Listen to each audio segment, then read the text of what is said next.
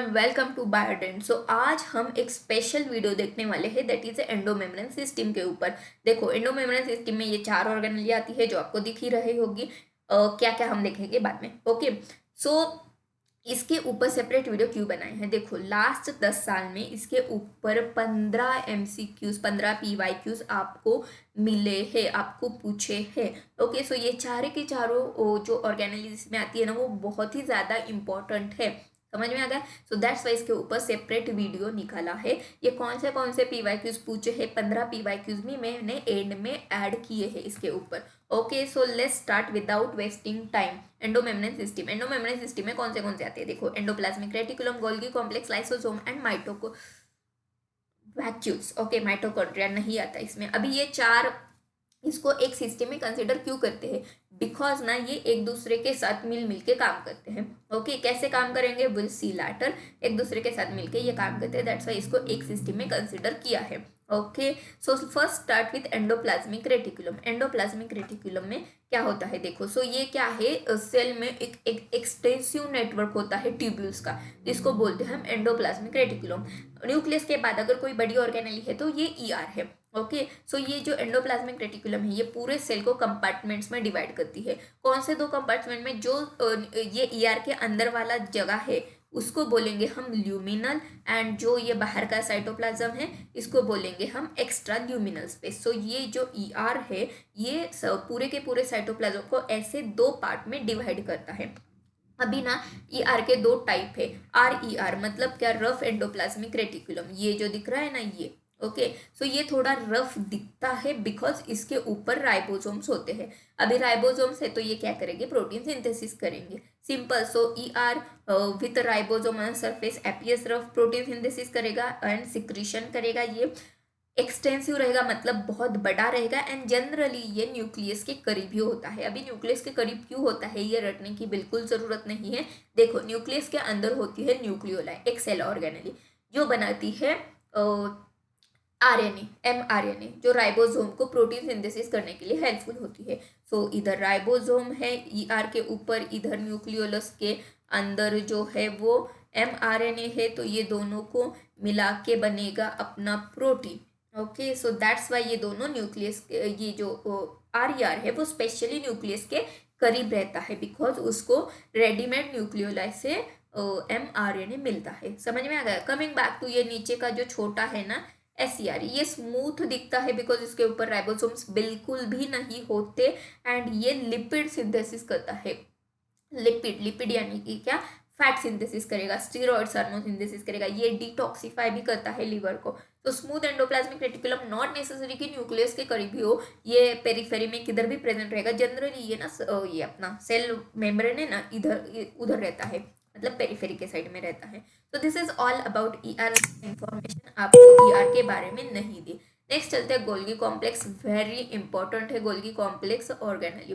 Okay, so ये जो Golgi complex है, सबसे पहले डिस्कवर्ड की कैमिलो गोल्गी ने। ओके, इन 1898 में। सो इन्होंने क्या? डेंसली रेटिकुलर स्ट्रक्चर है जो न्यूक्लियस के करीब करीब ही आपको मिलता है। कॉन्सेंट्रिकली अरेंज टू न्यूक्लियस मतलब क्या? देखो, ऐसा न्यूक्लियस है एंड ऐसे ये अरेंज होती है। Okay, concentrically arrange to nucleus. अभी ये कैसे बनती है पता है? सिस्टर्ने से, इधर दिख ही रहा होगा आपको।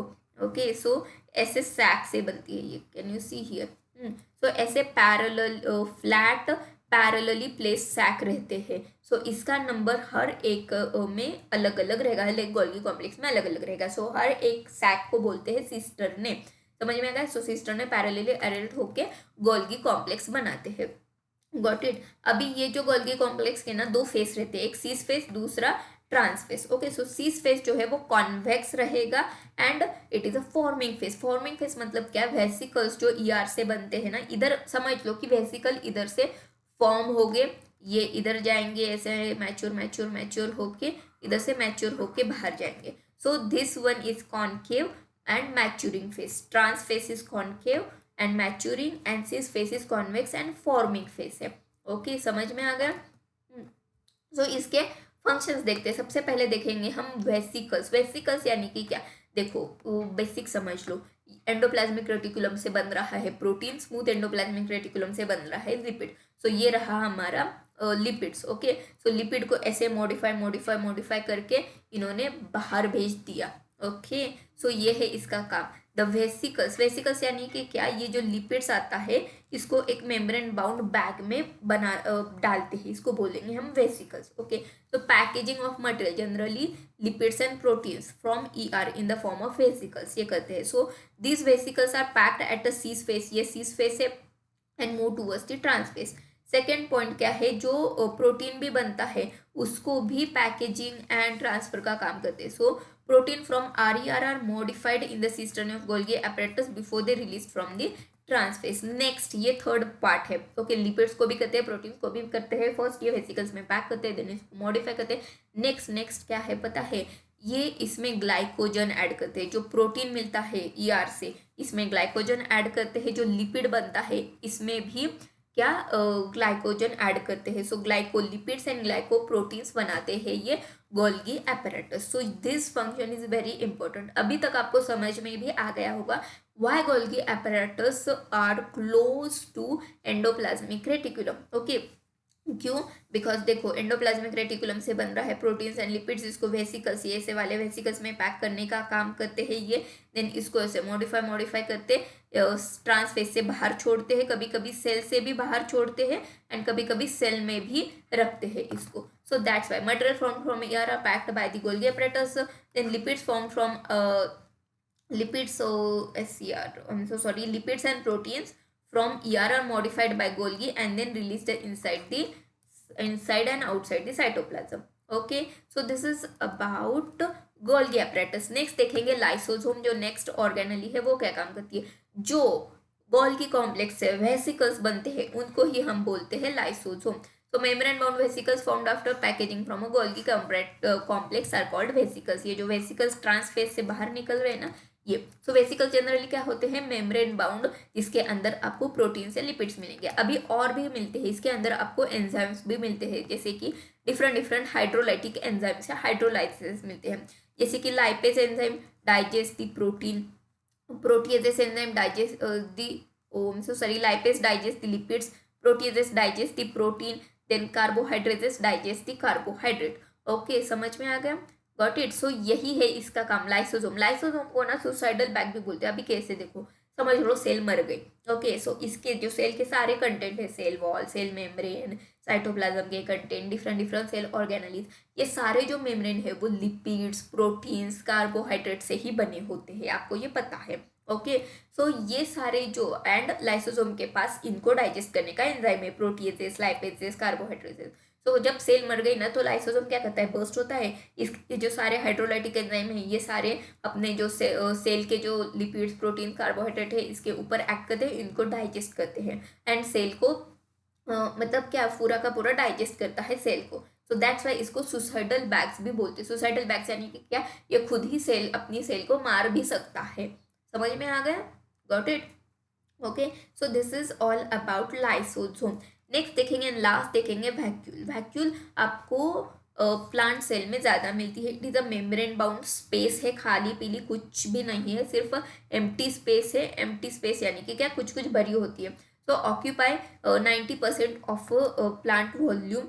एनिमल में इतना बड़ा वैक्यूल नहीं मिलेगा। अभी क्यों नहीं मिलता है एनिमल्स में? देखो, आपको प्यास लगती है, ओके, आप जाओगे, पानी पियोगे, you can go wherever water is and take water, drink. आपको भूख लग गई, आप जाओगे, खाना खाओगे, okay, because animals can mobile होते हैं एनिमल्स। ओके, प्लांट मोबाइल होते हैं क्या? नहीं होते। प्लांट को समझ लो अभी वाटर की ज़रूरत है। प्लांट क्या करेंगे? नो डाउट अंडरग्राउंड वाटर ले लेंगे, ओके, बट अब अगर देखो वाटर मिल ही नहीं रहा, ओके, तो क्या करेंगे प्लांट्स? समझ में आ गया? सो क्या करते हैं, ये देखो, ये ना कि, और अगर समझ लो फेवरेबल कंडीशंस है, तो ये क्या करते हैं, इनको जब जो कोई भी चीज़ें मिलती है वो क्या करते हैं, अपने वैक्यूल में स्टोर करते हैं। ओके, जैसे अभी रेनी सीजन में इनको बहुत ज़्यादा वाटर मिल रहा है, तो वो ज़्यादा वाटर लेंगे, अपने वैक्यूल्स में स्टोर करेंगे, so that they can use it in summer season, जब वाटर अंडरग्राउंड वाटर लेवल बहुत नीचे चली जाती है। Got it. सो ऐसे वो सर्वाइवल, वैक्यूल सर्वाइवल में हेल्प करता है इनका। दैट्स वाई 90% जो है वो उनका सिर्फ वैक्यूल से बना होता है। सो वैक्यूल के अंदर आपको क्या क्या मिलेगा, वाटर, सैप, एक्सक्रीटरी प्रोडक्ट्स में मिलेंगे। ओके, सो जो वैक्यूल की जो मेम्ब्रेन है उसको बोलेंगे हम टोनोप्लास्ट। क्यों बोलते हैं टोनोप्लास्ट, पता है आपको? ओके, बिकॉज ना इसके पास एक स्पेशल कैपेसिटी होती है, ये ना मूवमेंट अलाउ करती है अगेंस्ट द कॉन्सेंट्रेशन ग्रेडियंट। क्यों, देखो ऑलरेडी इधर बहुत सारे वाटर, सैप ऑलरेडी बहुत ही ज़्यादा अमाउंट में स्टोर्ड है। ओके, और भी बाहर का आपको वाटर इसके अंदर डालना है। Okay, so it is against the concentration gradient. इधर ऑलरेडी हाई है सब, इधर कम है लो, आपको ऑलरेडी लो में से हाई में डालना है। सो ये टोनोप्लास्ट ऐसी स्पेशलाइज्ड मेम्ब्रेन है जो अगेंस्ट द कॉन्सेंट्रेशन ग्रेडियंट आपका मूवमेंट करती है। ओके, मतलब एक्टिव ट्रांसपोर्ट करती है।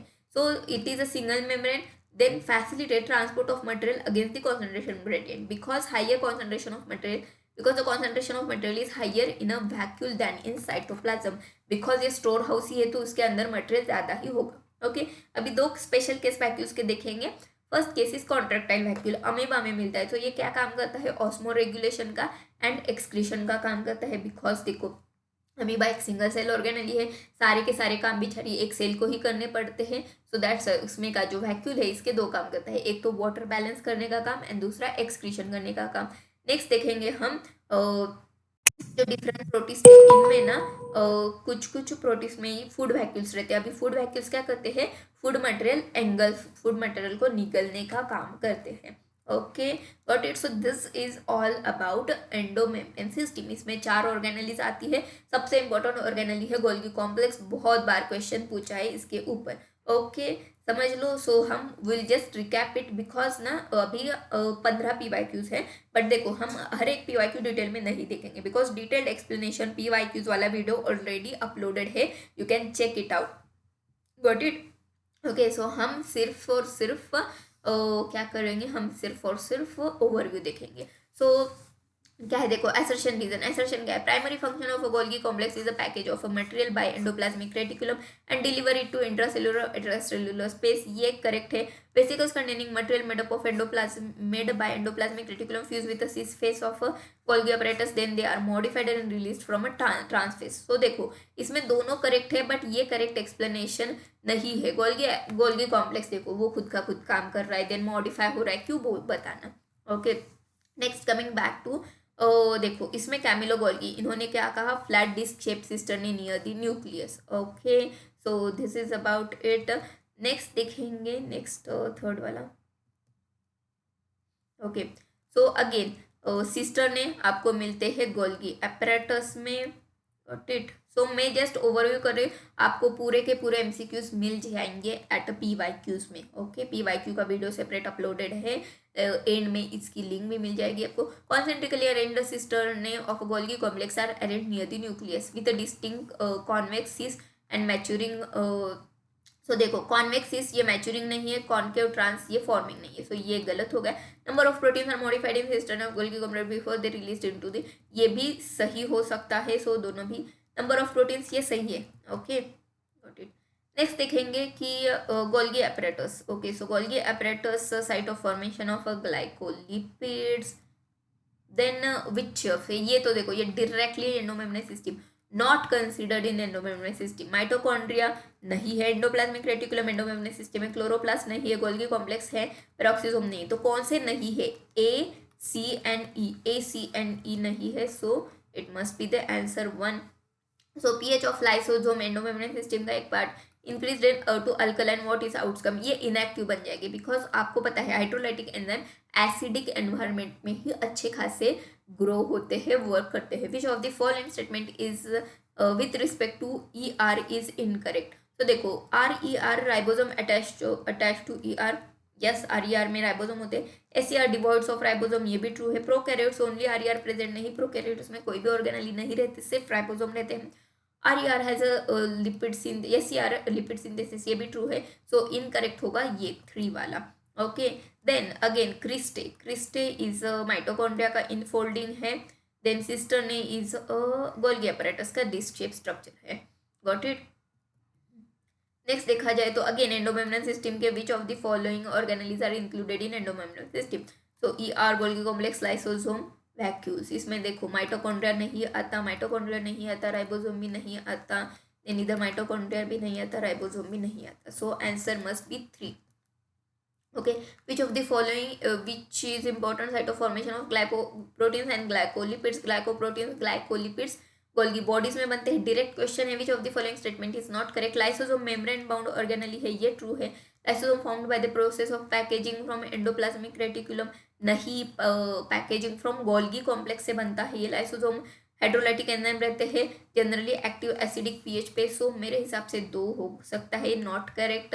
गोल्गी कॉम्प्लेक्स पार्टिसिपेट इन, कौन से इसमें पार्टिसिपेट करता है, जनरली ये सिक्रेटरी वेसिकल करता है, बाकी कुछ भी काम नहीं करता ये। विच of the following event does not occur in are rough में कौन सा इवेंट नहीं होता, तो ये फॉस्फोलिपिड सिंथेसिस जो है वो इसमेमें नहीं होता। मिसमैच देखो, एनिमल सेल्स में लार्ज वैक्यूल्स मिलते हैं आपको, लार्ज सेंट्रल नहीं, प्लांट सेल में मिलेंगे। मेथानोजोन प्रोकैरियोटिक गैस वैक्यूल इस मिलेंगे आपको बैक्टीरिया में, and protist eukaryotic. So answer is 1। Okay, so ये मैंने ज़्यादातर आपको जस्ट टू नो दी कैसे एंडोमेम्ब्रेन सिस्टम के ऊपर क्वेश्चन पूछते हैं, इसीलिए मैंने ये 15 पीवाईक्यूज ऐड किए हैं। आई नो इसमें डिटेल्ड एक्सप्लेनेशन पीवाईक्यू का नहीं है, क्यों नहीं है, बिकॉज इसके ऊपर क्वेश्चन, इसके ऊपर ऑलरेडी एक फुल्ली डेडिकेटेड वीडियो है पीवाईक्यूज का, सो वो देख लेना for a detailed PYQ discussion. Okay, so bye bye everyone, all the best for your NEET preparation.